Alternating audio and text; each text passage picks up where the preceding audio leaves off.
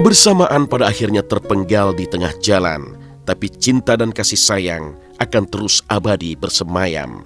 Seperti Aksan yang meniti jalan asmara penuh kelok dan liku bersama wanita bernama Titi Handayani Rajo Bintang. Awal indah cinta mereka adalah cerita penuh kenangan hingga keduanya menautkan hati sebagai sepasang kekasih. Ya, awal pertemuannya adalah guru dan murid. Dia adalah sekolah di sekolah Farabi. Dia murid saya juga dan dia biasa nganterin saya kemana-mana saya pergi. Pertama kali ketemu dia tuh guru aku dulu di Farabi. Jadi dia guru aku di situ, terus kita temenan dulu, sebenarnya temenan. Aku punya pacar dulu dan dia juga punya pacar. Tapi kita somehow kok lebih nyaman masing-masing, nggak sama pacar kita gitu. Jadi berawal dari kenyamanan, berteman, sahabat, terus akhirnya kita pacaran deh. Cerita indah Aksan dan Titi adalah cerita kesederhanaan dari cinta tanpa syarat, di mana mereka saling menerima dan saling menghargai segala kekurangan yang ada. Romansa inilah yang mengalirkan kisah tentang mobil box yang membuat orang tua si gadis terkaget-kaget. Stres mereka. Ini si Titi ini sekarang udah main musik, main drum, dapet pacar pemain drum, jenggotan, berantakan, naik mobil box gitu kan saat itu kan. Jadi dia kalau Aksan jemput aku ke rumah, papa ngomong gini, pacar kamu tuh supir truk datang. Aksan dulu punya mobil box kan karena suka bawa drum gitu.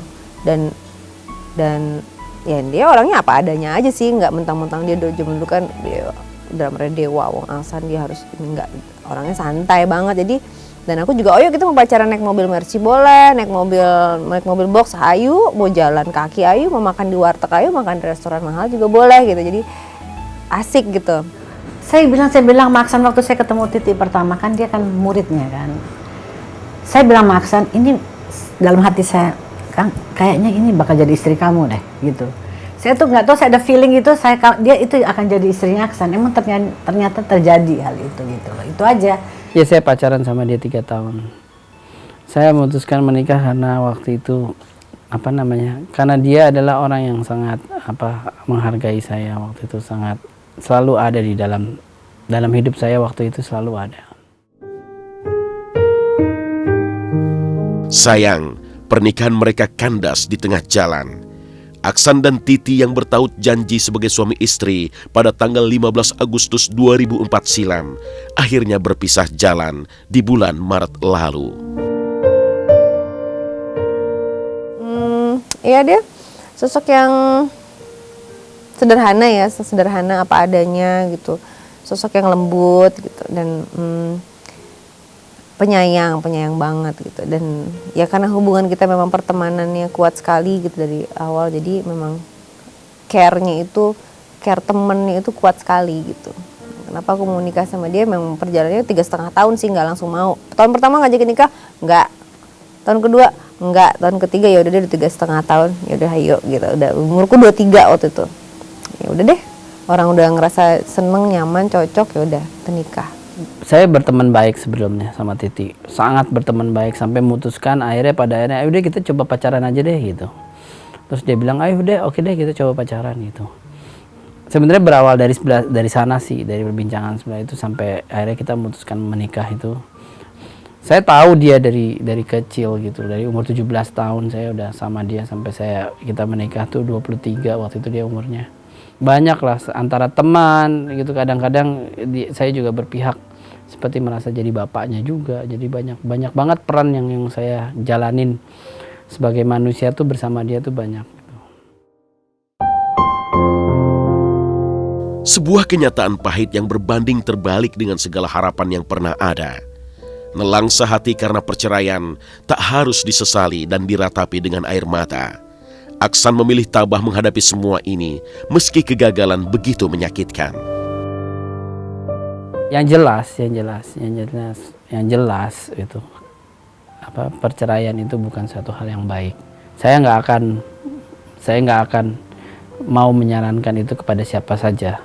Tapi memang ada hal-hal yang nggak bisa nggak bisa. Saya mengerti juga kalau memang itu harus terjadi. Cuman kalau ngomongin soal hal yang terburuk yang pernah terjadi di hidup saya, sekarang saya pikir cuma itu gitu loh. Gitu lah. Saya tidak berhasil membuat ini bisa seperti yang saya mau. Saya tuh mengharapkan itu terus sebetulnya ya. Artinya saya tidak ingin mengharapkan ini perpisahan ini. Saya masih sangat dekat dengan Titi sebetulnya, dan saya masih ngerasa itu dia tuh daughter-in-law saya ya. Saya masih rasa kayak gitu, dan kalau saya ketemu juga masih biasa aja. Artinya tidak ada yang berubah sebetulnya. Cuman Aksan sama Titi memang udah tidak bisa aja, tidak sejalan itulah sebetulnya. Ya kemarin lumayan ini sih, maksudnya ya shock banget sih. Di satu sisi saya dekat sama Titi, tapi sama Aksan juga. Jadi ya mungkin ada hal yang nggak bisa diselesaikan gitu. Kayak ya udahlah. Tapi yang saya suka sih mereka tetap as a family gitu. Kayak demi anaknya Miyake, kayak walaupun yang terakhir setelah perceraian pun kayak mereka masih suka hang out kayak bareng, kayak tetap berhubungan baik sih. Konflik of personality, itu cuman konflik of personality yang nggak bisa nyatu ya. Artinya itu memang bukan di Aksan sama Titi aja, banyak sekali yang punya suatu masalah seperti itu ya. Pasti masih ini sih, saya yakin masih kedua-duanya masih ada perasaan. Ya nggak bisa langsung lah, maksudnya pelan-pelan sih. Tapi ya sudah diputuskan dan ya kita lihat saja. Dalam kesendirian, Aksan memilih tenang, mengosongkan segala kegundahan agar sakit terasa tawar. Saya nggak pernah tahu itu keputusan tepat apa tidak. Yang jelas, cuman saya tahu saya punya niat baik. Saya punya niat baik yang saya lihat di depan saya berkali-kali berlapis-lapis lah. Ya, saya sebagai kakaknya senang kalau dia disukain orang misalnya.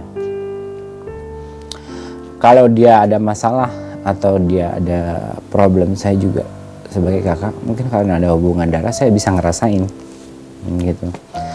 Dan saya juga prihatin sebetulnya. Cuman walaupun saya tahu saya mungkin nggak bisa melakukan apa-apa. Gitu. Saya cuma mau melakukan segala hal dengan intensi yang baik. Jadi saya cuma punya intensi baik, gitu. Saya nggak tahu apakah ini benar atau salah, tapi saya cuma bermodal intensi yang baik.